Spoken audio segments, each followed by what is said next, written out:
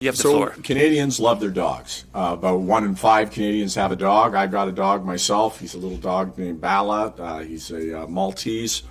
And we also love going and visiting our neighbors, whether or not it's for tourism or it's for visiting family or for business. Roughly 400,000 Canadians a day go to the U.S. And when you think about the fact that around 20% of them have a dog, that's a big number of dogs.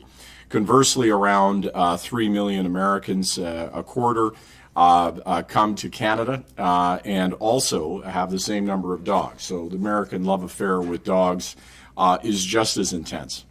And the tourism between our two countries is enormous. I was just in the United States talking about the fact that in the last quarter, Q4, $6 billion in tourism.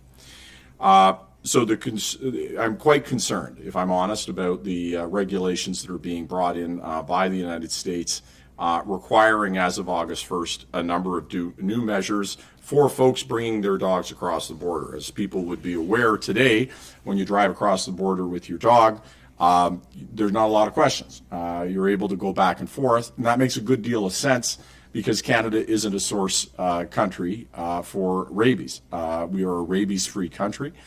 We have a policy environment that's very similar to the American policy environment. So a dog coming from Chicago or coming from Portland is no more of a risk than a dog coming from Toronto or from Vancouver. I understand why the Americans have created this policy writ large. They want to continue to protect their country against rabies, as do we. But we believe it makes sense to have a policy that protects our hemisphere rather than having individual policies for two different countries. And let me be very specific.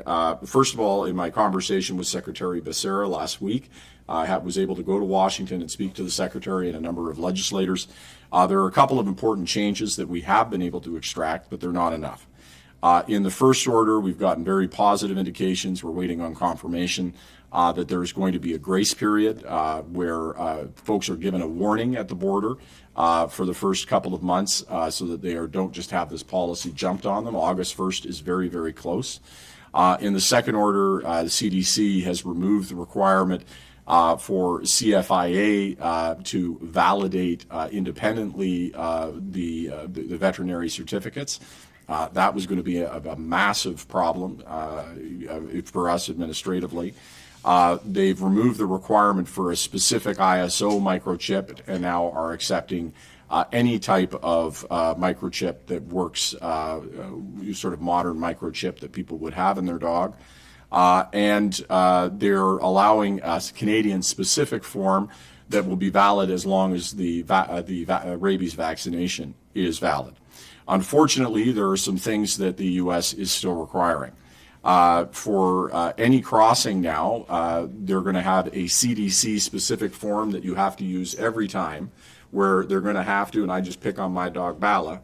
So if I show up at the border with Bala, they're going to have to look at a photo and look at Bala and be comparing, is Bala the right dog? Just frankly, I don't think this is a good use of border officers' time. So there's a lot of issues at the border, whether or not, my Maltese is another Maltese, and having a border officer figure that out, I've said to the Secretary, doesn't make sense to me. Secondly, we're all for proof of vaccination. Every dog in Canada should be vaccinated against rabies. But having these forms done by veterinarians in Canada is going to take a lot of time to get that validated, as well as making sure all dogs have this chip. It's going to cost a lot of money. So what am I asking for? An exemption. I've been very clear with the Secretary. I think Canada should be exempt as a country that is not a source country for rabies, and that we should work more closely on policy parity, but certainly making sure that this policy in the first order, and we've gotten very positive signals, does not come into force and effect on the 1st of August is exceptionally important.